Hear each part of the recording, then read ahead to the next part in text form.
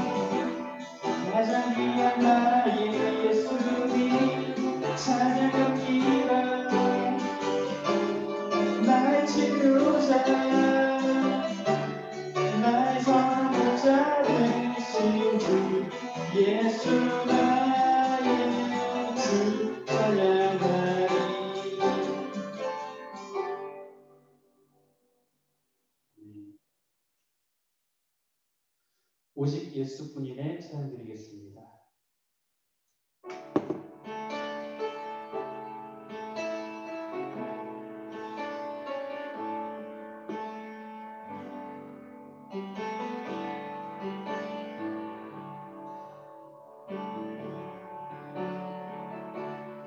은혜 아니면 살아갈 수가 없네. 도움마저도 다 주의 것이니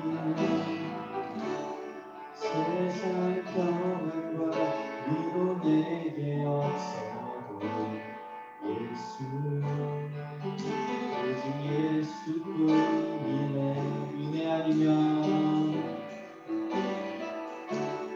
은혜 아니면 살아갈 수가 없네. 돈마저도 다 주의 것이니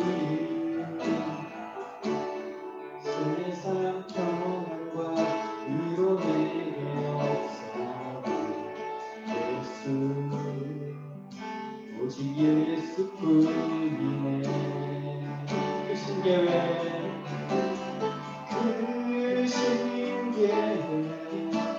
다 볼 수도 없고 자기 고난에 지쳐도 주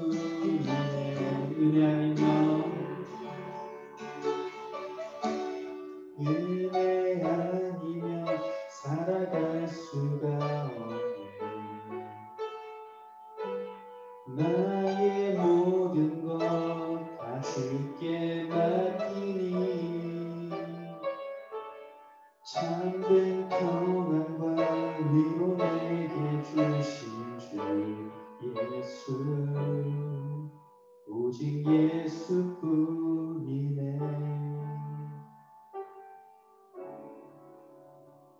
아멘.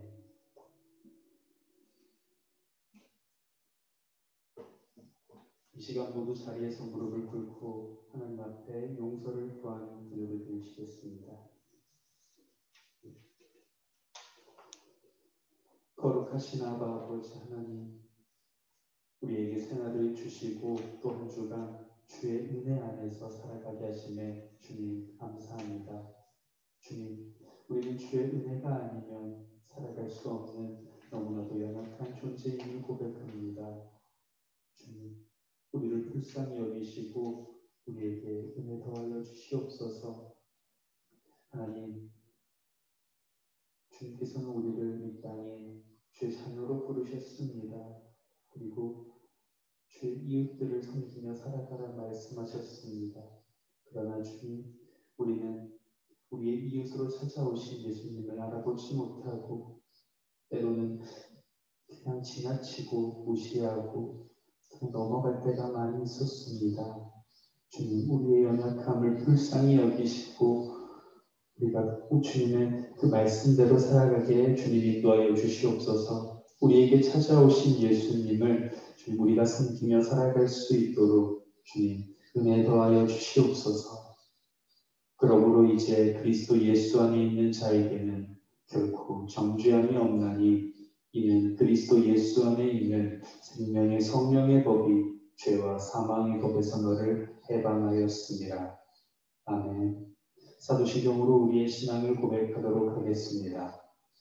나는 전능하신 아버지 하나님 천지의 창조주를 믿습니다. 나는 그의 유일하신 아들 우리 주 예수 그리스도를 믿습니다. 그는 성령으로 잉태되어 동정녀 마리아에게서 나시고 본디오 빌라도에게 고난을 받아 십자가에 못 박혀 죽으시고 장사된 지 사흘 만에 죽은 자 가운데서 다시 살아나셨으며 하늘에 오르시어 전능하신 아버지 하나님 우편에 앉아 계시다가 거기로부터 살아있는 자와 죽은 자를 심판하러 오십니다. 나는 성령을 믿으며 거룩한 공교회와 성도의 교제와 죄를 용서받는 것과 몸의 부활과 영생을 믿습니다. 아멘.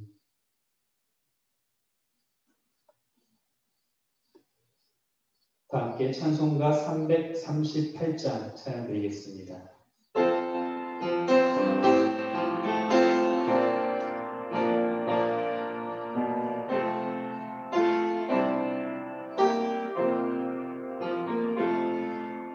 내 주를 가까이 하게 하는 십자가 짐 같은 고생이나 내 일생 소원을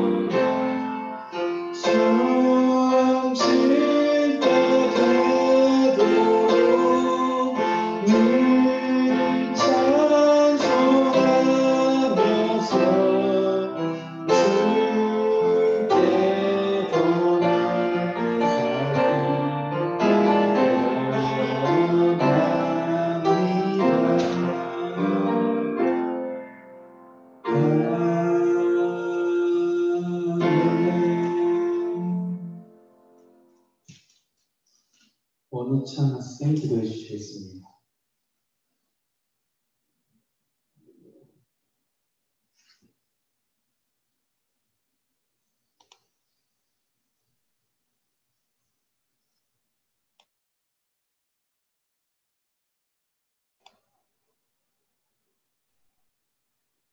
지금 목소리 잘 안 들리는 것 같은데.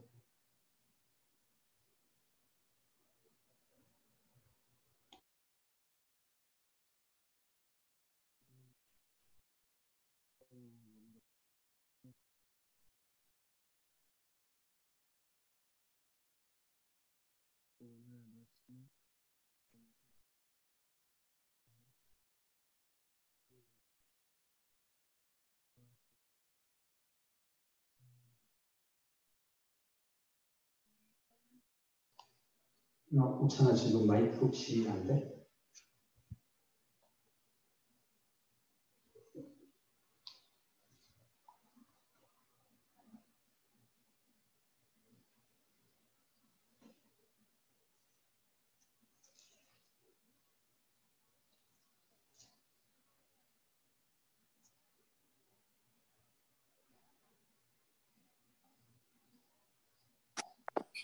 찬이 마이크 안 되면 제가 기도할게요. 네, 알겠습니다. 감사합니다. 사랑해 예수님 감사합니다. 오늘 저희들 수련회를 마치고 또 줌으로 예배에 들어왔습니다. 비록 줌으로 예배 드리지만 우리 안에 함께 하신 성령님을 따라서 찬양하고 또 말씀을 듣고 예배하기 원합니다. 아버지 하나님, 하나님을 알고 힘써 알자. 그리고 예수님에 대해서 저희가 영화를 통해서 나눔을 통해서 또 퀴즈를 통해서 많은 이야기를 나누었습니다. 호세아서에 끊임없이 우리를 사랑하시는 하나님의 사랑을 고매를 통하여서 또 알려주시고 알게 해주셔서 감사합니다. 하나님을 아는 일에 열심을 다하게 하시고 마음을 다하여 정성을 다하여 주님께 나아갈 수 있는 저희가 되기를 원합니다. 오늘도 예배를 통하여 주께서 말씀하여 주시는 것들을 귀담아 듣게 하시고 우리의 삶에 적용하여서 방학 동안에도 하나님을 더 알고 깊이 사랑하는 것에 또 힘써 할 수 있도록 인도하여 주시옵소서. 말씀 전하시는 전도사님께 은총을 더하시고 또 말씀을 듣는 저희들에게도 부드러운 마음을 주사 깨닫는 은혜를 더하여 주시옵소서. 감사드리며 예수님의 이름으로 기도했습니다. 아멘.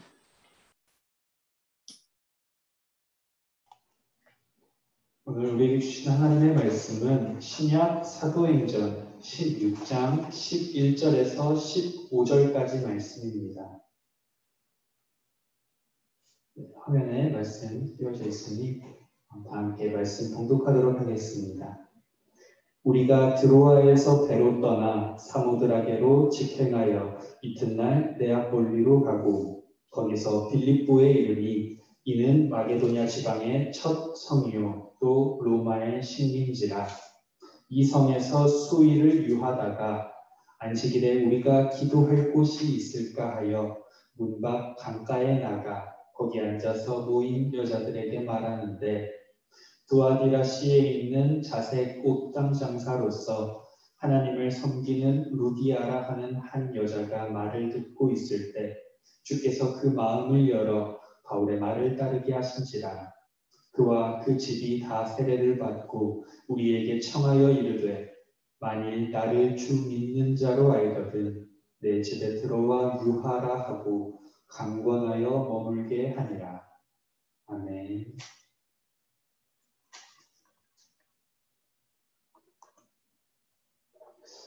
네. 또 수련회 끝나고 또 온라인으로 이렇게 줌에서 함께 이렇게 예배 드릴 수 있음에 감사합니다. 다음 주까지 우선 또 온라인으로 이 주소에서 예배가 드려지게 됩니다. 네, 참고해 주시면 감사하겠습니다. 네, 러시아의 유명한 소설가 톨스토이가 쓴 단편 소설 사람은 무엇으로 사는가 라는 책이 있습니다.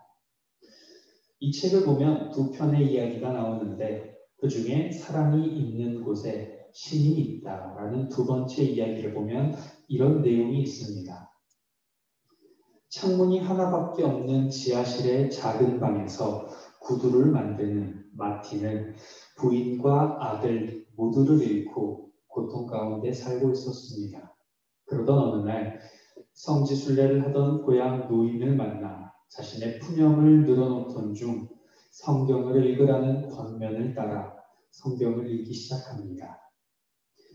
성경 읽기에 푹 빠져 살던 마틴은 누가복음 6장과 7장을 읽다가 깜빡 잠이 들었고 그때 마틴, 내일 창문 너머 길을 보아라. 내가 갈 터이니 라는 음성을 듣게 됩니다. 그때부터 창문 너머를 보면서 주님을 기다리지만 주님은 오시지 않았습니다. 대신 그는 추위에 떨고 있는 스체파노이치라는 사람에게 따뜻한 차를 대접하고 추위와 배고픔으로 배회하는 아기 엄마에게 음식과 돈을 주었으며 사과를 훔치던 아이를 대신해서 사과값을 지불하게 됩니다. 그리고 그날 밤 그는 예수님의 음성을 듣게 됩니다. 마틴, 너는 나를 알아보지 못했지?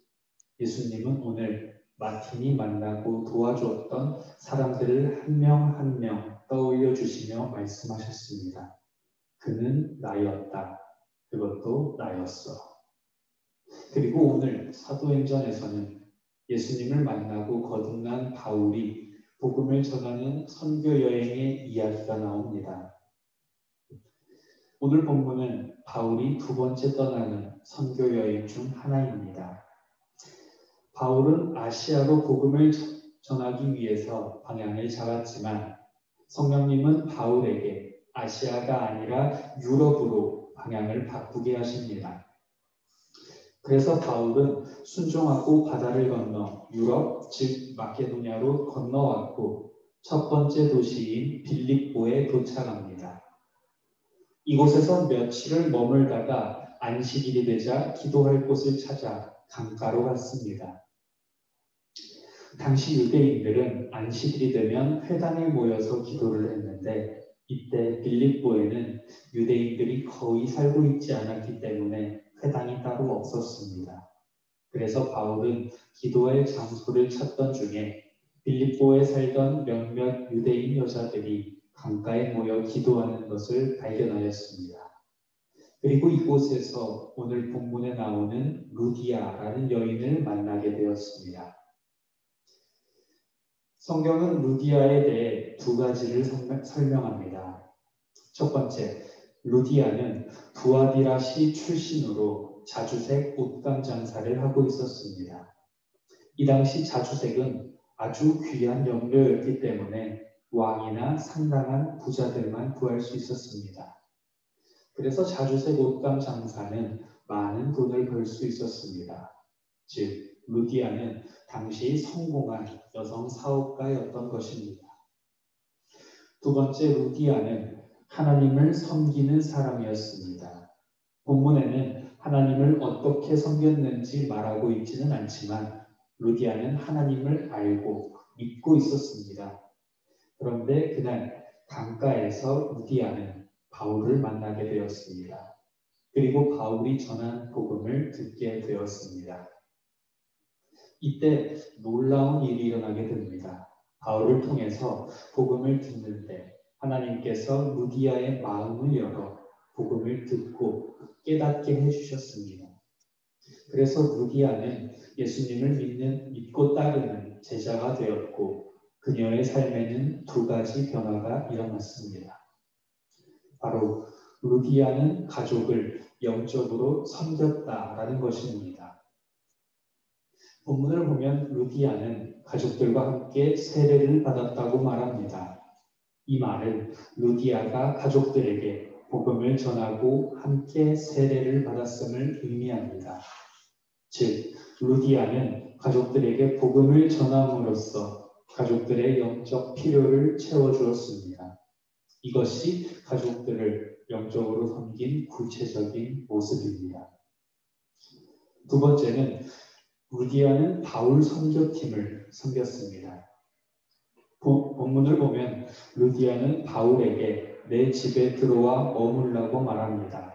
그것도 그냥 말하거나 제안한 것이 아니라 강권했다라고 말합니다. 이것은 매우 적극적으로 그들에게 말했음을 알 수 있습니다. 루디아는 성공한 사업가였기 때문에 아마도 좋은 집에서 살고 있었을 것입니다. 그래서 루디아는 자신이 가지고 있는 것으로 바울 선교팀을 섬겼습니다. 그들을 집에 머물게 하고 좋은 쉴 곳을 제공하고 맛있는 음식들로 선교팀을 섬겼습니다. 이 루디아의 섬김을 통해 유럽 땅에 본격적으로 복음이 전해지기 시작했습니다. 바울이 낯선 땅에서 힘과 용기를 얻고 선교할 수 있게 된 것입니다.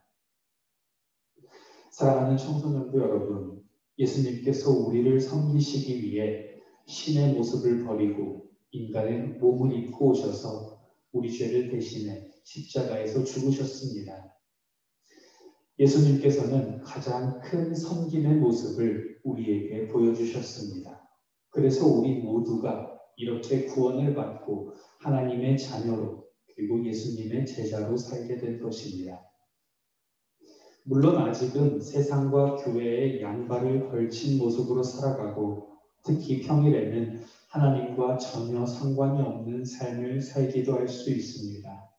그러나 이런 연약한 모습에도 불구하고 하나님은 여전히 우리를 사랑하셔서 우리가 죄를 이기고 선한 영향력을 끼칠 수 있도록 능력을 주십니다. 그렇다면 우리가 어떻게 루디아처럼 사람들을 섬길 수 있을까요? 바로 두 가지입니다. 가족을 섬기고 주변 사람들을 섬기는 것입니다. 특별히 여러분들이 가지고 있는 것으로 사람들을 섬기시기 바랍니다. 많은 돈이나 내가 가지고 있지 않은 것으로 섬김을 하는 것이 아닙니다. 누가복음을 보면 예수님은 가난한 과부가 두 렛돈을 헌금한 것을 보시고 가장 많이 헌금하였다라고 말씀하셨습니다. 여기서 그 전에 많은 헌금을 하였던 부자들과 세리들이 하였던 그 헌금보다 작은 단위였던 두 렛돈을 헌금한 과부를 보고 가장 많이 헌금한 사람이다 라고 말씀하셨습니다. 하나님은 여러분에게 이미 많은 것을 주셨습니다. 힘과 시간과 사랑의 마음입니다. 그래서 여러분이 가족과 사람들을 섬길 수 있는 방법은 많이 있을 것입니다. 오늘 하나님께서 여러분에게 지혜를 주셔서 가족과 사람들을 섬기고 세상에 선한 영향력을 끼치는 복된 삶을 시작할 수 있기를 소망합니다. 기도하겠습니다. 사랑이 많으신 하나님 아버지, 우리를 찾아오시고 우리를 먼저 찾아오시는 주님, 우리가 주님을 알아보고 우리가 우리의 이웃을 그리고 우리의 가족들을 섬기며 살아가는 우리 모두가 되어질 수 있도록 주님 우리를 도와주시옵소서. 이 모든 말씀 살아계신 예수 그리스도의 이름으로 기도드렸습니다. 아멘. 주님께서 가르쳐주신 기도 드리시겠습니다. 하늘에 계신 우리 아버지, 아버지의 이름을 거룩하게 하시며 아버지의 나라가 오게 하시며 아버지의 뜻이 하늘에서와 같이 땅에서도 이루어지게 하소서. 오늘 우리에게 일용할 양식을 주시고 우리가 우리에게 잘못한 사람을 용서하여 준 것 같이 우리 죄를 용서하여 주시고 우리를 시험에 빠지지 않게 하시고 악에서 구하소서. 나라와 권능과 영광이 영원히 아버지의 것입니다. 아멘.